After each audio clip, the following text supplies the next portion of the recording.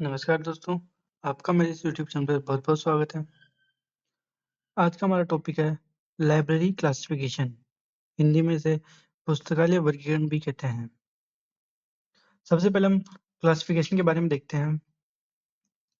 Classification मतलब किसी चीज़ को या कोई वस्तु हो, उसको अलग-अलग वर्गों में बाँटना। जैसे कोई पार्किंग है, तो उसमें जो कार होती है, उनको अलग जगह पे रखा जाता है, पार्क किया जाता है और जो बाइक होती है, उनको अलग जगह पे पार्क किया जाता है और जो साइकिल होती है, उनको अलग जगह पे पार्क किया जाता है। तो उनका एक वर्गीकरण हो गया, यानी क्लासिफिकेशन हो गया टाइप से। इसी प्रकार से लाइब्रेरी में हर प्रकार की विषयों को अलग-अलग प्रकारों में बाँटा जाता है। जैसे मैथ्स की किताबें होगी, उनको अलग जगह पे रखा जाएगा। इसी तरह से ही इंग्लिश, मैथ्स, हिंदी सब किताबों को अलग-अलग जगह पे रखा जाएगा। तो हम देखते हैं, जो क्लासिफिकेशन शब्द है, उसकी उत्पत्ति लैटिन भाषा के क्लासिस शब्द से हुई है, जिसका अर्थ है समूहीकरण यानी ग्रुपिंग। अब आगे देखते हैं, क्लासिफिकेशन समानताओं और भिन्नताओं के आधार पर ग्रुपिंग और सब ग्रुपिंग की प्रक्रिया है। आगे देखते हैं, वर्गीकरण का मतलब है वस्तुओं, जीवों, विचारों या सूचनाओं को उनकी समान विशेषताओं, गुणों या परस्पर संबंधों के आधार पर अलग-अलग समूह या श्रेणियों में व्यवस्थित करना। जो क्लासिफिकेशन है, उसका मतलब है कि जो वस्तुएँ होगी, जीवों होगी, विचारों होगी या सूचनाओं होगी, उनका समान विशेषताओं या गुणों या परस्पर संबंधों के आधार पर अलग-अलग समूह या श्रेणियों में व्यवस्थित करना। यही क्लासिफिकेशन है। नेक्स्ट है, पुस्तकालय के संदर्भ में ये प्रलेखों में मौजूद ज्ञान का समूहीकरण है, यानी ग्रुपिंग है। अब हम अलग-अलग वैज्ञानिकों द्वारा दी हुई परिभाषाओं के बारे में देख लेते हैं। पहले हम देखते हैं शेयर्स की परिभाषा। इनकी परिभाषा थी, वर्गीकरण वस्तुओं को उनकी विशेषता पहचानने, उनके वर्ग बनाने तथा वर्ग को क्रम में व्यवस्थित करने की एक मानसिक क्रिया है। ये शेयर्स महोदय की परिभाषा थी। अब नेक्स्ट देखते हैं मार्गरेट मान की परिभाषा। Classification is the act of arranging things according to their likeness and unlikeness. अर्थात वस्तुओं को उनकी पसंद और नापसंद के आधार पर व्यवस्थित करना ही वर्गीकरण है। मार्गरेट मान की एक और परिभाषा थी, वो देख लेते हैं। पुस्तकों का वर्गीकरण वस्तु ज्ञान का वर्गीकरण है, जिसमें पुस्तकों का भौतिक स्वरूप के आधार पर आवश्यक समायोजन कर दिया जाता है। ये भी मार्गरेट मान की ही परिभाषा थी। अब हम नेक्स्ट एस.आर. रंगनाथन की लाइब्रेरी क्लासिफिकेशन की परिभाषा देखते हैं। पुस्तक के विशिष्ट विषय के नाम को क्रम सूचक अंकों की अधिमान्य कृत्रिम भाषा में अनुवाद करना तथा उसी विशिष्ट विषय से संबंधित अनेक पुस्तकों को एक अन्य क्रम सूचक अंकों के समूह के द्वारा, जो पुस्तक की विषय वस्तु के अलावा पुस्तक की अन्य विशेषताओं को प्रस्तुत करते हैं, विशिष्टता प्रदान करना पुस्तकालय वर्गीकरण कहलाता है। अब हम नेक्स्ट देखते हैं डब्ल्यूसीबी शेयर्स की पुस्तकालय वर्गीकरण की परिभाषा। निदानियों पर पुस्तकों एवं अन्य सामग्री को सूची एवं अनुक्रमणिका की प्रविष्टियों को विषय के अनुसार ऐसे ढंग से जो अध्ययन करने वालों अथवा किसी निश्चित ज्ञान का पता लगाने वालों के लिए अत्यधिक उपयोगी हो, वर्गीकृत क्रम में व्यवस्थित करना पुस्तकालय वर्गीकरण कहलाता है।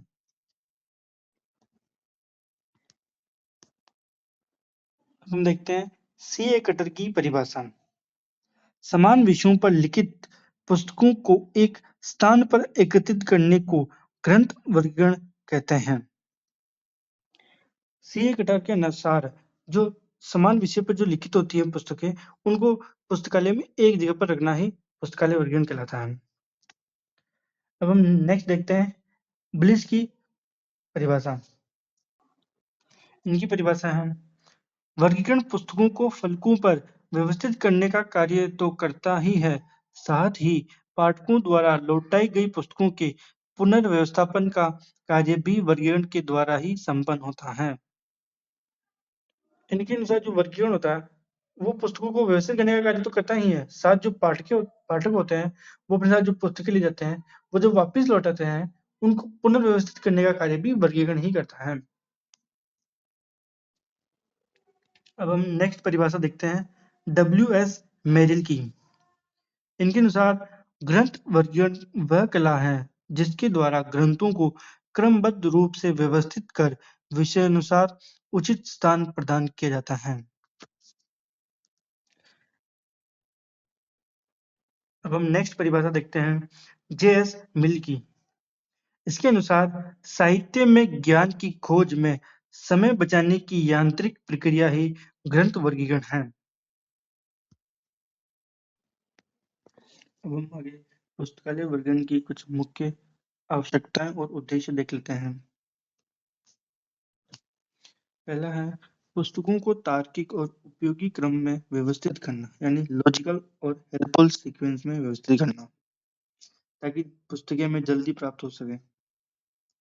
दूसरा है पाठकों के समय की बचत करना। पुस्तकों को ऐसे क्रम में व्यवस्थित करना चाहिए जिससे पुस्तक पाठक को जल्दी प्राप्त हो सके, जिससे उसका समय बचे।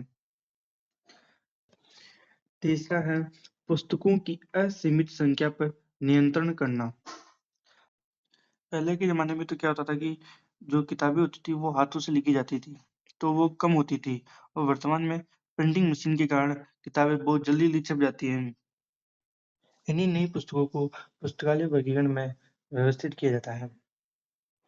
चौथा है सूची के निर्माण में सहायता करना। मतलब जो कैटलॉग होता है उसके निर्माण में भी सहायक होता है पुस्तकालय वर्गीकरण। पांचवा है विषयों की जटिलता को कम करना। पुस्तकालय वर्गीकरण की सहायता से जो पुस्तकों की जटिलता होती है उसे कम किया जाता है। छठा है पुस्तकालयों के उद्देश्यों की पूर्ति करना। जो पुस्तकालय का उद्देश्य होता है कि पाठकों को पुस्तकें जल्दी से जल्दी मिल सके, उनका समय बचाना, जितने भी उसके उद्देश्य होते हैं उन सभी को पुस्तकालय वर्गीकरण के माध्यम से पूरा किया जाता है। सातवां है पुस्तकों के उपयोग में वृद्धि करना। ये भी एक इसका महत्वपूर्ण उद्देश्य होता है कि जो पुस्तकें होती है उनका उपयोग और बढ़ा सके वो। आठवां है पुस्तक चयन में सहायता करना। पुस्तकालय वर्गीकरण की सहायता से ही पुस्तक चयन में सहायता मिलती है। नवा है पुस्तकों को उचित स्थान पर रखना। दसवां है पाठक को वांछित पुस्तक उपलब्ध कराना। जो पुस्तक चाहता है वो पुस्तक उपलब्ध कराना। 11वां है संदर्भ सेवा यानी रेफरेंस सर्विस में सहायता करना। लाइब्रेरी क्लासिफिकेशन की मदद से ही संदर्भ सेवा दी जाती है। अब हम नेक्स्ट देखते हैं एच.ई. ब्लिस ने वर्गीकरण को समझाने हेतु उसके 3 चरण बताए हैं। पहला है विभाजन करना यानी क्लास। वस्तुओं को किसी समूह या वर्ग में रखने के लिए समानता या असमानता के आधार पर विभाजित किया जाता है, इसको ही क्लास कहते हैं। दूसरा विभाजन है वर्गीकृत करना यानी क्लासिफाई करना। वस्तुओं को उनकी किसी भी विशेषता के आधार पर वर्ग या उपवर्ग की रचना कर वर्गीकृत किया जाता है। जब वस्तुओं को उनकी विशेषताओं के आधार पर किया जाता है तो क्या कहलाता है, वो क्लासिफाई कहलाता है। और जब उनकी समानता और असमानता के आधार पर किया जाता है तो सिर्फ क्लास कहलाता है। और तीसरा है वर्गीकरण करना यानी क्लासिफिकेशन करना। सभी वर्गों एवं उपवर्गों को किसी उद्देश्य, अभिरुचि अथवा कुछ सिद्धांतों तथा नियमों को दृष्टि में रखकर क्रमबद्ध किया जाता है, उसे ही क्लासिफिकेशन कहते हैं। देखो, पहला तो है जो वर्ग होते हैं या उपवर्ग होते हैं उनको किसी उद्देश्य, अभिरुचि अथवा सिद्धांतों के आधार पर क्रमबद्ध किया जाता है तो वो क्लासिफिकेशन कहलाता है। और वस्तुओं को उनकी विशेषताओं के आधार पर विभाजित किया जाता है तो वो क्लासिफाई कहलाता है। और जब वस्तुओं को उनकी समानता और असमानता के आधार पर विभाजित किया जाता है तो वो विभाजन कहलाता है। अब हम आगे नेक्स्ट देखते हैं एस.आर. रंगनाथन ने अपनी पुस्तक प्रोलोगोमिना टू लाइब्रेरी क्लासिफिकेशन में वर्गीकरण शब्द की विस्तृत रूप से व्यवस्था की है।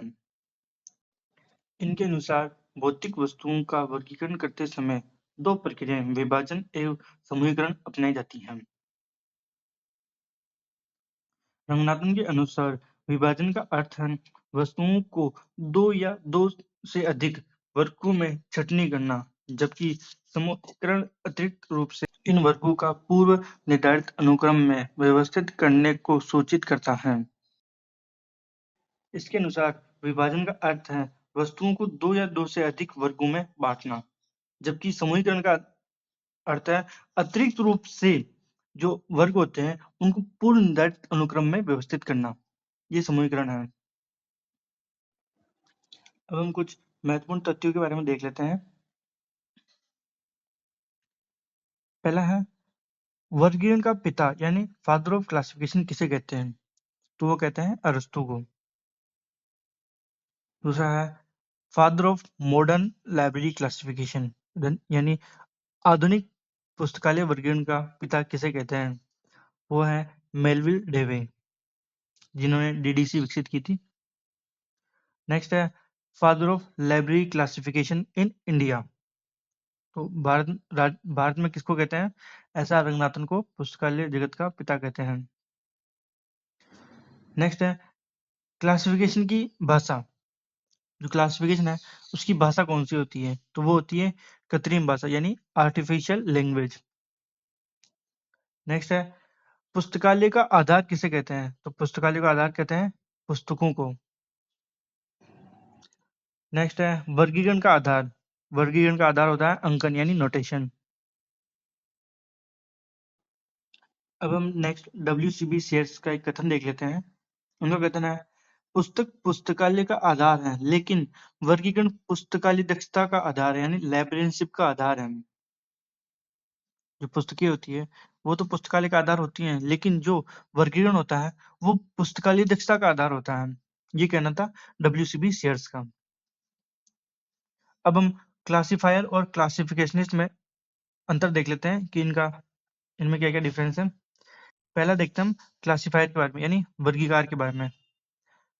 वह व्यक्ति जो पुस्तकालय में वर्गीकरण पद्धति का प्रयोग कर क्लास नंबर का निर्माण करता है और पुस्तकों का वर्गीकरण करता है, वह क्लासिफायर कहलाता है। वहीं और क्लासिफिकेशनिस्ट कौन होता है? यानी वर्गाचार्य। वह व्यक्ति जो पुस्तकालय वर्गीकरण पद्धति यानी लाइब्रेरी क्लासिफिकेशन स्कीम का निर्माण करता है, वही क्लासिफिकेशनिस्ट कहलाता है यानी वर्गाचार्य कहलाता है। जो व्यक्ति क्लासिफिकेशन स्कीम का निर्माण करता है वो तो क्लासिफिकेशनिस्ट कहलाता है, और वह व्यक्ति जो पुस्तकालयों में क्लासिफिकेशन स्कीम के माध्यम से पुस्तकों का व्यवस्थापन करता है वह क्लासिफायर कहलाता है यानी वर्गीकार कहलाता है।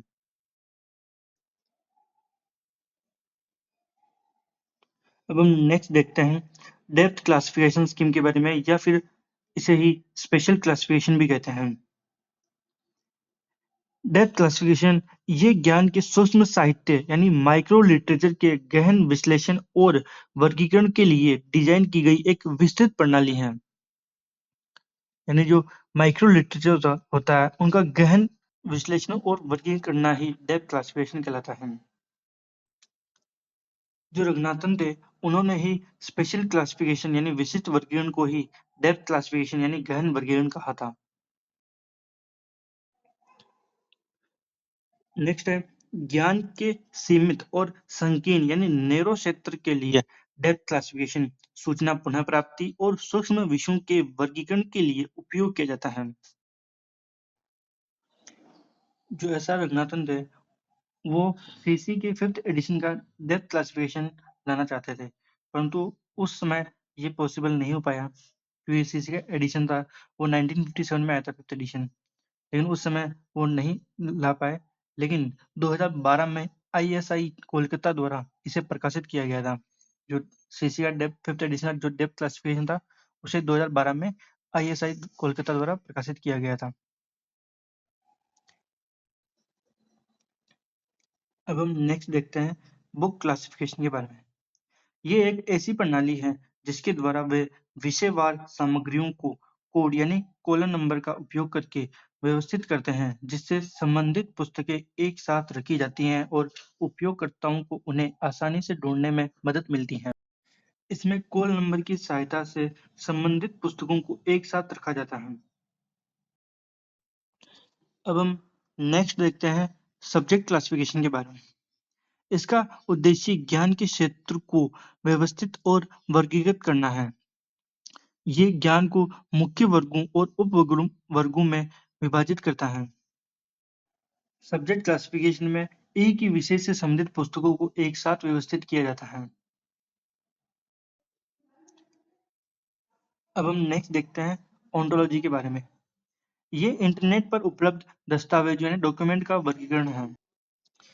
इंटरनेट पर मौजूद डॉक्यूमेंट्स का वर्गीकरण ही ओंटोलॉजी क्लासिफिकेशन कहलाता है। तो आज की हमारी क्लास यही समाप्त होती है। तो आप इस वीडियो को लाइक करना, कमेंट करना और अपने दोस्तों को ये शेयर करना। जो भी लाइब्रेरियन बनने का सपना देख रहे हो उन लोगों को ये वीडियो जरूर शेयर करना। और दोस्तों, बिहार लाइब्रेरियन की वैकेंसी भी आ चुकी है। जो भी बिहार लाइब्रेरियन बनने का सपना देख रहा हो वो हमारे यहाँ से तैयारी कर सकता है। तो मिलते हैं नेक्स्ट क्लास में। जब तक के लिए धन्यवाद।